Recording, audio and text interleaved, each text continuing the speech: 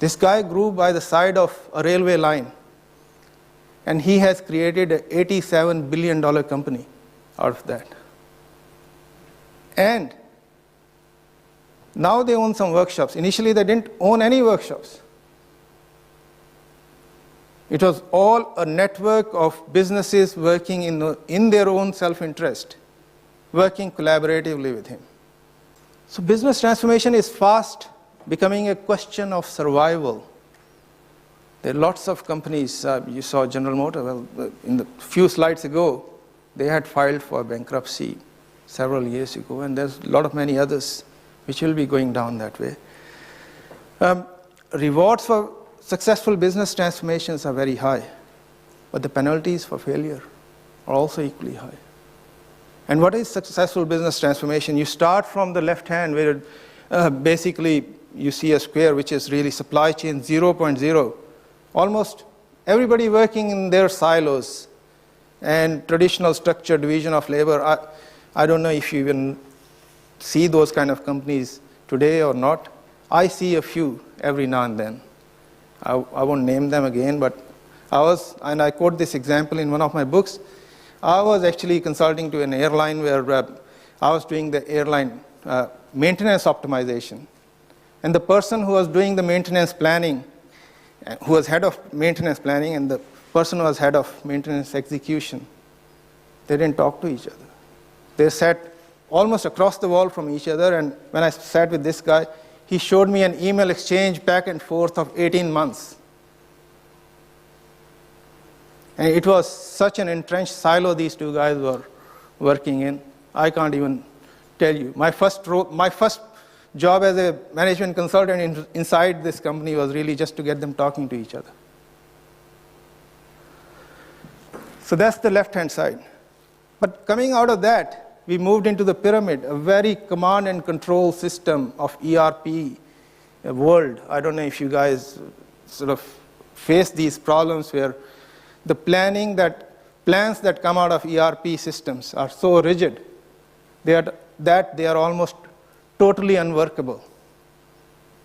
And then people make the plan, yes, done that, keep it aside, and then find a workaround to actually get the job done. So that's the command and control pyramid system. That's supply chain 1.0.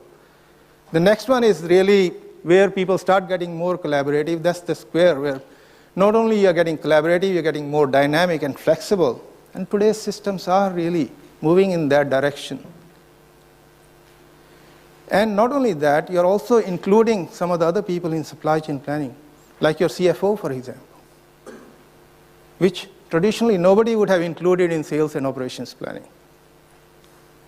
And finally, you move to the extreme right, where you see the flywheel, as I call it, where you move to collaborative planning, not just within the company, but with your customers and suppliers, to actually create value for the end customer in the middle.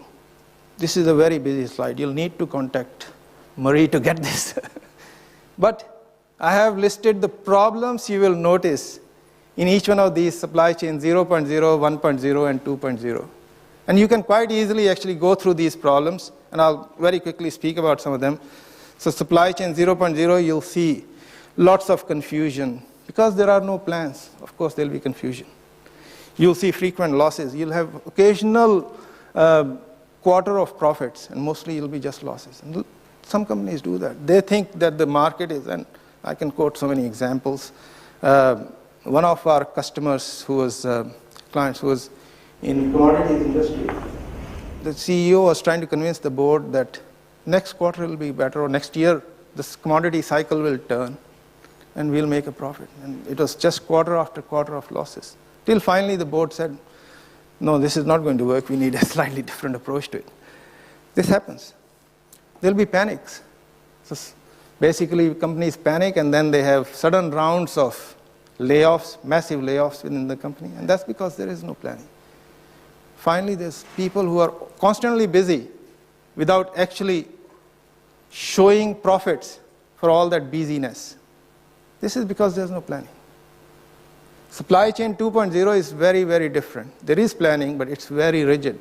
It's so rigid that the plans are totally unworkable So the company becomes almost bipolar. There's a bunch of cowboys who are saying, I will work around this plan and actually get the job done. And then there are a bunch of control freaks who are trying to make a plan work, which is really an unworkable plan. And you might have seen this in some of the companies you've worked with. Supply chain 2.0 moves beyond that. The plans are now workable. Only problem is you are very internally focused. You are very, very focused on the cost. You have really no view of innovation, no process innovation or product innovation. And you don't have a segmented supply chain. So every customer gets the same experience. You might be selling the Coca-Cola in the supermarket for whatever they sell it for, or in Bondi Beach for whatever they sell it for, so $4.40 maybe. But for you, Coke is a Coke. Well, no, it is not, because in the end, this segment wants a fresh Coke when it wants it, and this segment really wants it once a week or once every 2 weeks. Very different customer segment. So what did the people traditionally do, and why the traditional methods don't work anymore? People would traditionally do IT systems upgrades and hope everything else will fall in place. Or they'll do cultural adjustments. I've seen so many cultural adjustments in my life, I can't even talk about it. And then they'll talk about Lean, Six Sigma projects. They're all useful, don't get me wrong. But only thing is, in my view, there's a bigger picture out there. You need something more. And how big is the potential prize? You can have profit margins up to 5 times higher. You can have success rates in business transformations up to 2 times higher.